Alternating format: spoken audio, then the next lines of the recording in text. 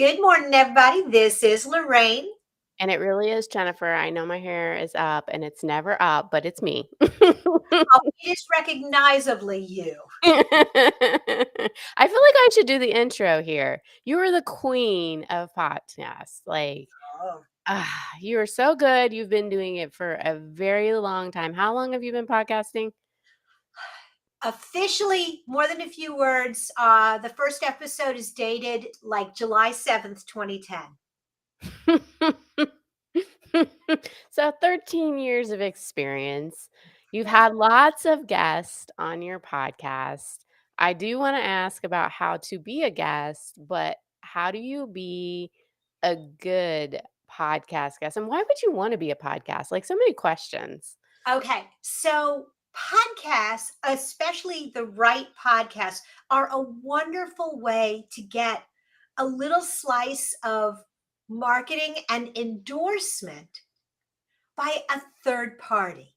When you are a guest, and I love having great guests and I love being a guest, but when you're a guest on somebody else's show, you can point to that and say, see, this person thinks I'm smart.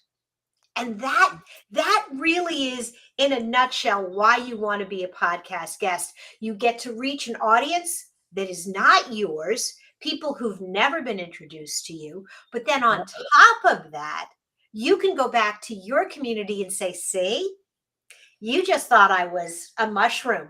I'm a whole forest. And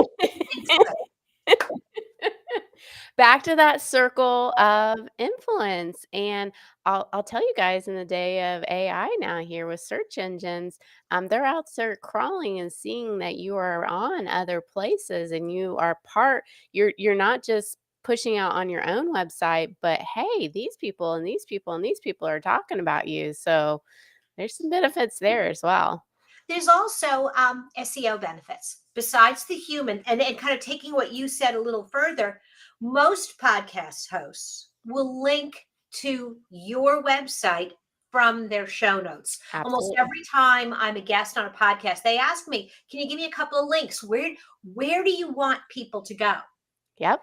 So if you have a download you're promoting, if you have a just want traffic to your website, or you want people to follow you on social media, or you've just written a book.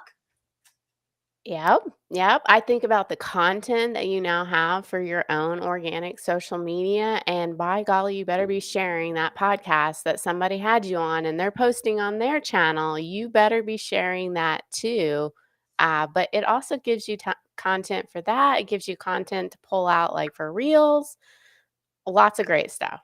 That- There's so much. And again, uh, if you work with the podcast host and say, what kind of content are you going to be creating? I've had people who've called me afterwards and say, hey, do you mind sending me the original audio file or the original video file? I kind of want to pull that out. And my response is, feel free. Just make sure my logo as the point of origination for the content is somewhere on your graphic. And yeah. So it's a team effort. So tell us what are some of the things to be good on a podcast when you're on somebody else's show? So first thing is, how do you get on somebody else's show? Okay. Yep. Yep. And Yep. so, but it ties directly to what you're saying about being a good guest. You have to recognize that this is a collaboration. So when you are pitching yourself as a podcast guest, please do not send me a one-page email telling me how great you are. You know what? Next. And a lot of professional companies pitch their podcasters that way. He's the president of this. He's the CEO of that. He's saved 500 children. From a burning building. I don't care. I don't care. As a podcast host, and you want my attention first and foremost, what I care about is, have you listened to the show? Do you know what the show is about? Mhm. Are you willing to partner with me? So, you want to be a guest on a podcast? Start with, hey, I listened to this episode, or I listened to your show. I notice you do these kind of things. Here's how I fit. Here's how I can bring value to your audience. And here's what I'm going to do to help promote it. If you start with how I help enough people get what they want, you will get what you want. Absolutely. Absolutely. Too many people think they're doing me a favor by being on my show. And, if I was just starting out and I was struggling to get guests, maybe that works. But if you're going after an established podcast, the reality is that host is getting, for every episode that they produce, probably 10 pitches that they reject, at Yep. least, at least. For as long as So you've been doing it. Do you feel like these, like, places that are services to sign up and get you on more podcasts, are they worth it?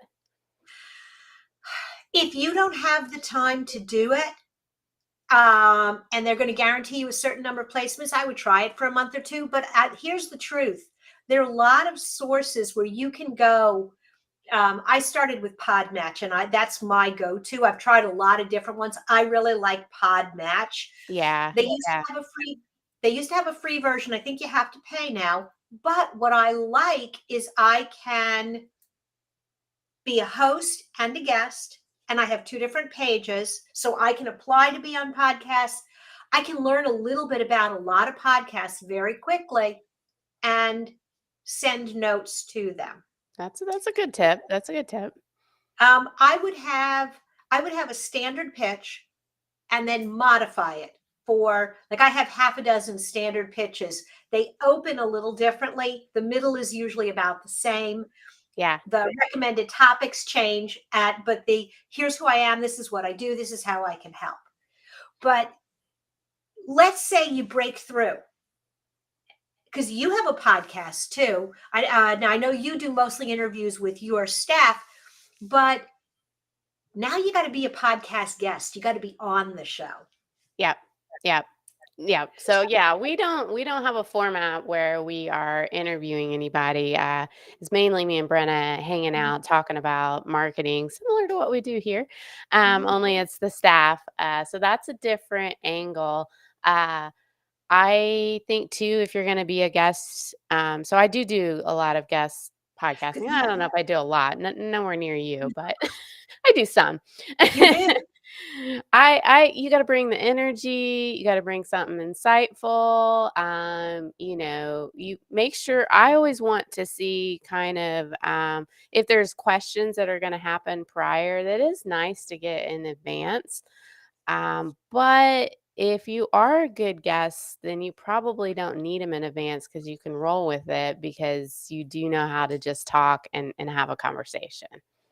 So if you're a little bit less organized or just a little less comfortable running your mouth, let's say, than Jen or I, you can do to prepare for the podcast. Number one, listen to the show, get a sense of how it flows, Yeah. and then send, as you're talking to the host, say, hey, we're going to talk about user generated content. Here are two or three questions that will really get the conversation going. The host loves that because if it's not a topic they're real familiar with, this gives them a starting point. Yes. The other thing I do, and I don't always do it, it really depends on the show. I might, if I'm doing a topic that I know for this episode, I really want to stay on topic, I might have a PowerPoint I just slide. wrote that down. Stay on topic. Don't go all over. Like, I hate when that happens. Yeah, see, if it's like again, when I do user generated content and I know that I have like two or three great stories and I want to make sure I get to them, I'll have a slide in front of me or an outline on my screen that just reminds me, oh yeah, don't forget to talk about that. Don't forget to talk about that. Mhm. And Mhm. if I don't, I don't, but that really helps. Yeah, yeah, definitely stay on topic. I see people kinda go down rabbit holes, and then all of a sudden, we're an hour later. I like the shorter form podcast. I like the 10 to 15 minutes, to absorb a topic. I don't want to spend an entire hour. Now, that's me. There might be some stats for people where that works, but the hour long is a lot. It is a lot. It's a lot for the host and the guest to sustain the level of energy, but it Uh-huh. is also a lot for your audience. And depending on uh, what you're talking about, you know, if and who you're talking to, if you're talking to business owners, they're listening on the go. Yep. Your audience is moms. Oh my God, you better do it in 5 minutes and get in and out because there's a fire somewhere, Yeah. and you have to account for that. How Um, I was just go gonna say, how about equipment? Let's talk about if you're a guest, what kind of equipment, what kind of room, what kind of area is going to be best so that we get the best quality. So, first off, you want to make sure that you have a background that either doesn't have a lot of distractions. Look at my background, look at Jen's. Jen's background is very pretty.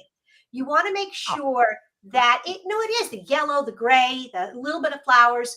Right now I've pulled tight in so you can't see any of the pictures on my wall, but it's a nice clean background.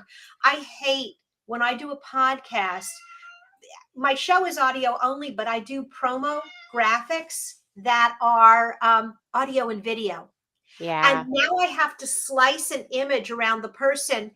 And I had one woman, she did it in her closet with a sheet behind her and it was all crinkly. And there was no way to make, and I felt bad for her because she looked like an idiot. Yeah. Yep. Worst case scenario, a lot of these platforms you can add a background image to.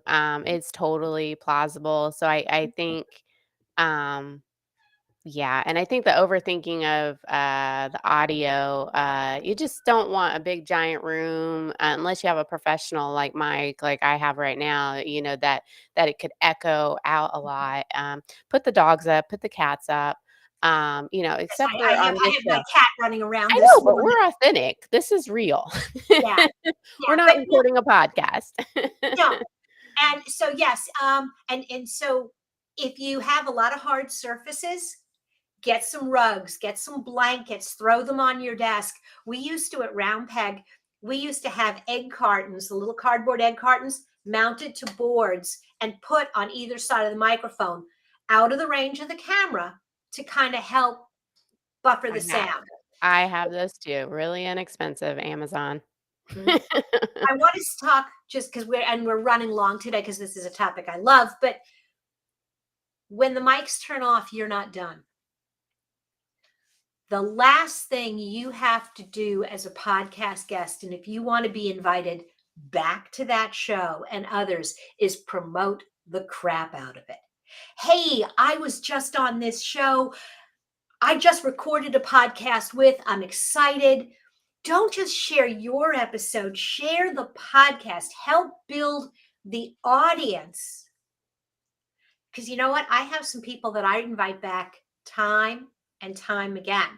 And it's because they interact and engage with me on LinkedIn, no matter Yep, who my guest is. yep, Yeah. yep.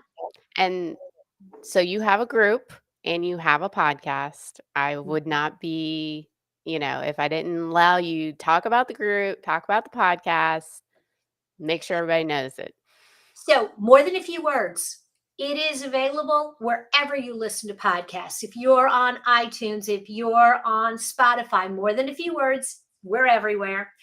And here on Facebook, the MTFW Club, if you want to interact and engage with other business owners or some of my guests, come over. There's all sorts of stuff happening. That's a brand new group, and we're having a lot of fun. So check it out. And I always learn an incredible amount from Lorraine. So if you want to be a guest on More Than a Few Words, there is an application on our website.